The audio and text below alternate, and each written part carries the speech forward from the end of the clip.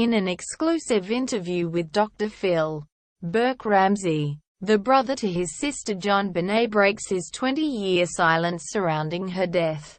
All indications point to the case coming full circle back to the original suspects, her family, as the second part of an explosive documentary airs tonight.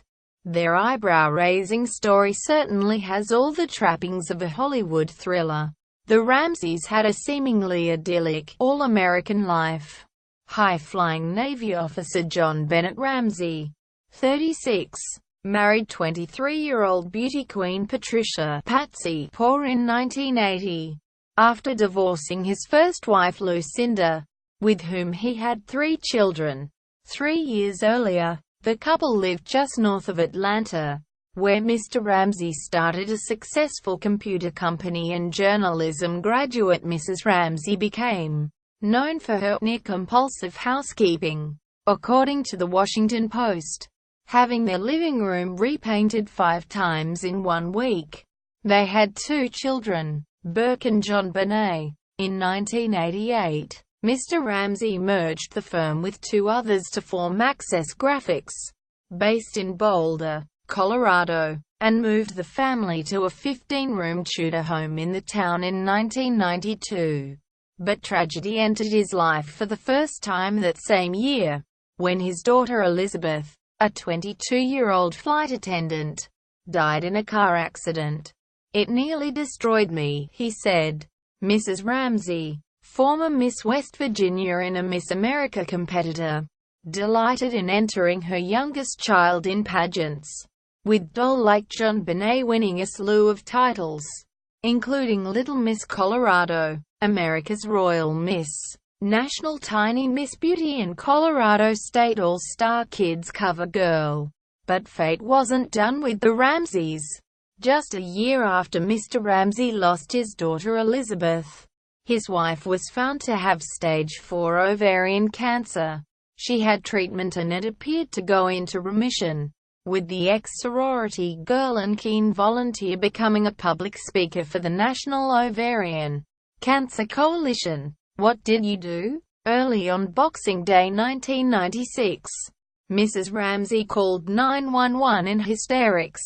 John Bennett was missing, she said, and she had found a ransom note demanding $118. $157. For her return, the exact sum of her husband's annual bonus. This is when the bizarre story came to the world's attention. Yesterday, former FBI Special Agent Jim Clemente, the man behind the shocking documentary that concludes tonight, told News.com, there was a catalog of errors in the case. Former Boulder Police Chief Mark Beckner later admitted officials failed by not immediately separating the missing child's parents to get their statements. Police did not search the Ramseys' luxurious home for 8 hours after she was reported missing, by which time family and friends had trampled through the house, destroying vital forensic evidence. The police detective asked a friend of Mr. Ramsey to help him search the home, and they found John Bennett's body under a blanket in the basement, with a nylon cord around her neck and a blow to the head. "I was just hoping she would wake up and began to realize that she wasn't going to, and I started to scream." Quote, Mr. Ramsey said, her father was allowed to carry her to an upstairs room, further contaminating the evidence. "Her face has a sweet look of peace," he wrote in his 2012 book The Other Side of Suffering, a description People magazine said contrasted strikingly with the gruesome autopsy photos. "The worst moment was when I realized she was missing. Not when I found her. I found her and she was back in my arms. It was the start of a rapid fall from grace for the Access president, then worth $6.4 million after the company had celebrated its first billion-dollar year days earlier. The family came under immediate suspicion. There were no footprints in the snow or evidence of an intruder breaking in.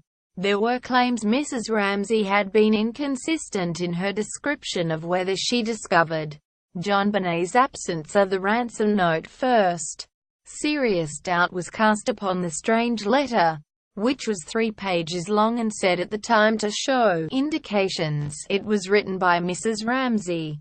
She provided 3 handwriting samples and was cleared of guilt.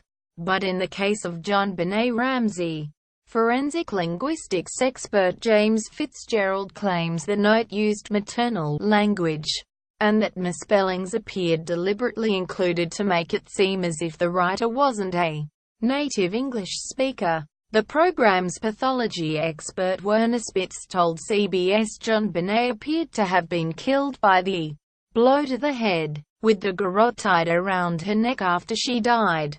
He believes 9-year-old Burke, who had allegedly smeared feces over the bathroom and his sister's bedroom wall, had a mental problem and killed his sister before his parents helped cover it up. The most damning claim from last night's first installment of the documentary relates to Mrs. Ramsey's phone call.